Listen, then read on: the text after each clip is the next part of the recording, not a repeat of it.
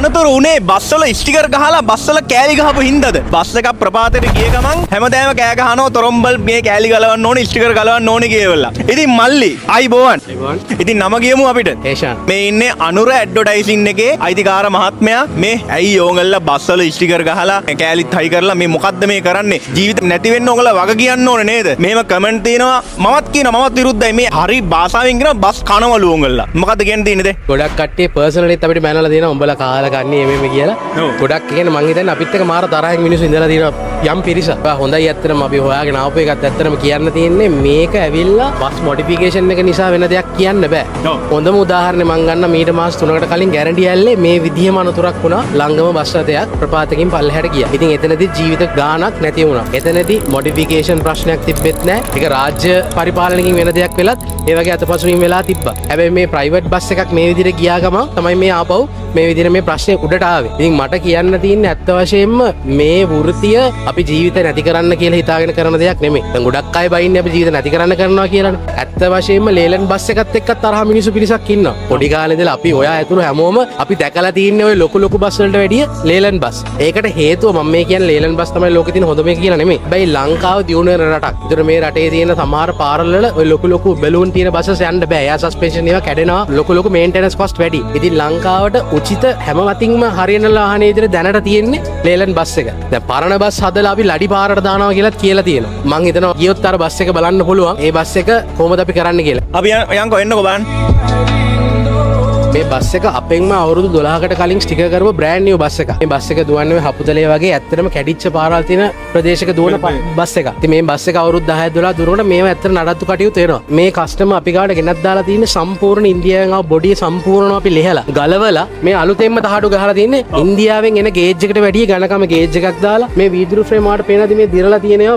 අපි ඒවා ගාන්ට ඇලුමිනියම් දැනට තියෙන මොඩර්න් ටෙක්නොලොජි වලින් පාස්සලා ඇතුලේ ෆ්‍රේම් වර්ක් එකේ දිරපුව ඔක්කොම හදලා ඉන්දියාවෙන් මේ බස් එක දෙන ස්ට්‍රක්චර් එකට වැඩිය ශක්තිමත් ස්ට්‍රක්චර් එකක් දාලා මේකේ එන්ජින් මෙකැනිකල් පැත්ත ඒවත් ඔක්කොම හදලා මේ කස්ටමර් ලක්ෂ 40ක් 50ක් විතර වියදම් කරලා තමයි අන්තිමට ඔය ගහන ස්ටිකර් එක තමයි අපේ එළියේ මිනිස්සු දකින්නේ. හැබැයි ඊට ගොඩාක් කලින් වෙන දේවල් ටික මේවා කවුරුත් දකින්නේ නැහැ. අපි වගේම තවත් එළියේ ව්‍යාපාර ගොඩාක් මේ වගේ දේවල් වලින් නඩත්තු වෙනවා. මම දකින්නේ මේ බස් එක අපි බාර දෙන පුද්ගලයෝ ඉන්නවනේ. රියදුරු මහත්තයා වෙන්න පුළුවන්. ඒක හරි වගකීමක් ඇති කෙනෙක්ට නොදුන්නොත් තමයි ඔය වගේ දේවල් වෙන්නේ. මෙච්චර ගාණක් වියදම් කළා කිසිම අයිතිකාර මහත්තයෙක් හිතනවා අපි හිතනවා ඒක නැති කරගන්න කැමතියි කියලා. මේක පරිස්සම් කරගන්න තමයි හැමෝම බලන්නේ. දැන් ඇල්ලේ අනතුර වුණ ගමන් ඔක්කොම බැන්න මේ තොරම්බල් කෑලි ඉස්සරහා ගහලා තිනවා. රියදුරුට පේන්නේ නැහැ. විෂන් එක හරියට මේ පේන්නේ නැහැ. මම කියන්නේ හැම දෙයක්ම හරි කියලා. මම දකිනවා සමහර බස් වල අනවශ්‍ය විදියට ඔය ඉස්සරහා මේ පාර පේන්නේ නැති විදියට ලයිට් පැල් මල් දාලා ඒව කරලා තියෙනවා. ඒ දේවල් වලට අනිවාර්යෙන් ඇක්ෂන් එකක් ගන්න ඕනේ. අපි කරලා දෙන දේවල් අපි හැමතිස්සෙම අපේ කස්ටමර්ස්ලාව දැනුවත් කරන ඒ වගේ දේවල් කරන්න එපා. අපි කියන්නේ ඒව හැම දෙයක්ම අපි කියන හැම දෙයක්ම ඉවසාලා දරාගෙන ඉන්න කියලා. හැමතිස්සෙම මොඩිෆිකේෂන් එකක් නෙමෙයි බලපාන්නේ අනතුරකට. දැන් ඔයා දකින්න නැති අද දවස් ඇතුළත මම දැක්කා උදේ චයිනීස් ලොකු බස් එකක් දුර රූට් එකකට යන එකක් දාප්පයක් ගලවගෙන ගිහිල්ලා තියෙනවා. ඉතින් මේ මොඩිෆිකේෂන් තිබිලා නෙමෙයි නිකන් නම විතරයි ඒකේ ගහලා තියෙන්නේ. මම කියන්නේ නැහැ මේ ඔක්කොම වැරදි කියලා. හැබැයි රජයෙන් කරන්න ඕනේ තහනම නෙමෙයි. දැන් මම ඕකට හොඳම උදාහරණේ අපේ ගෙදර අයින පොල් ගහක් තියෙනවා කියන්නේ. ඒ පොල් ගහේ ගෙඩි වැටුනොත් මගේ වහලේ කඩම් වැටෙනවා. ඒතර අපි කවදාවත් පොල් ගහ කපනවද? අපි කරන්නේ පොල් ටික වෙලාවට කඩන එක. ඒක කරන්නේ නැතුව පොල් ගහ කපන එක තමයි මේ කරන්න හදන්නේ. නියාමනයක් ඕනේ මේ ටයර්. එතකොට භූමි තෙල් පාවිච්චි කරලා ගොඩක් බස් දුවනවා. අඩු මුදලට වැඩි සේවයක් දෙන්න කියලා භූමි තෙල් වගේ නොයෙකුත් දේවල්. ඒ වගේ දේවල් අනිවාර්යෙන් නවත්තන්න ඕනේ. එක එක මත්ද්‍රව්‍ය පාවිච්චි කරන රියදුරු මහත්තුරු මේ රස්සාවේ නියැලෙනවා. ඒ වගේ දේවල් නැවැත්තුවොත් මොඩිෆිකේෂන් කියන එක කවදාවත් කරදරයක් වෙන්නේ නැහැ. මොකද නිකන් බස් පාරේ දුවන රටක් තමයි බංග්ලාදේශය ගත්තොත්.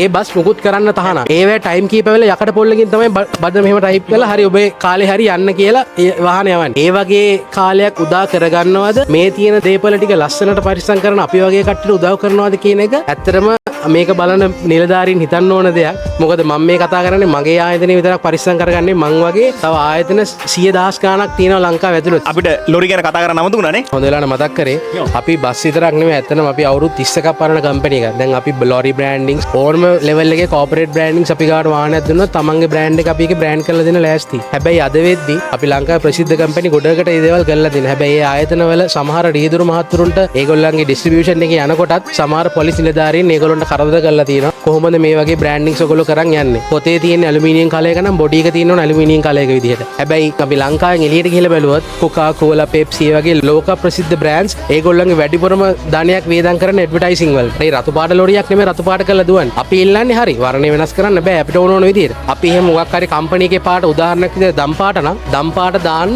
මේ අදාළ වාහන ටිකේ නම්බර ටික දාලා RMA එකට රජෙන් ගාණක් ගත්තත් ඒ මුදල ගෙවන්න අපේ පාරිභෝගිකයෝ ලෑස්ති. අපිත් මොනාරි අවශ්‍ය දෙයක් තියෙනවා අපිත් ගෙවන්න ලෑස්ති. මොකද අපි බදු මුදල් වගේ හැමදේම දැනටත් අපි ගෙවනවා. ඒ වගේ මොනාරි විශේෂ දෙයක් තියෙනවා නම් අපි ඕනම දෙයකට ලෑස්ති. මට පෞද්ගලික අත්දැකීම් තියෙනවා අපේ වාහනයක් ගිහිල්ලා එහෙම සුද්ධ වගේක් දැකලා ඒක ටුවරිස්ට් ලපෙන් ඇහුවා මේ බස් එක හදන්න කොහොමද ඔයගොල්ලෝද කරන්නේ? ඒගොල්ලන්ට හරිම සතුටුයි. ඇයි අපිට මේ අපි වගේ කට්ටියව හරියට මොටිවේට් කරොත් මේකත් ටූරිස්ට් ඇට්‍රැක්ෂන් එකට පාවිච්චි කරන්න පුළුවන් දෙයක්. හැබැයි යම් කිසි රාමුවක් ඇතුළත මං කියන්නේ නිදහස 100%ක් අවශ්‍යයි කියලා. අනිවාර්යයෙන් ඉතින් වැඩිපුර නිදහස දුන්නොත් වැඩිපුර කෙලවෙනවා. ඉතින් ඒකින්ද නියාමනයක් යටතේ මේ දේ කරන්න අවසරය දෙන්න කියලා අපිත් ඉල්ලනවා. ඉතින් කමෙන්ට් සෙක්ෂන් එක විවෘතයි. ඔයගොල්ලන්ගේ අදහස පල්ලෙන් කමෙන්ට් එකක් දාන්න. ජය වේවා.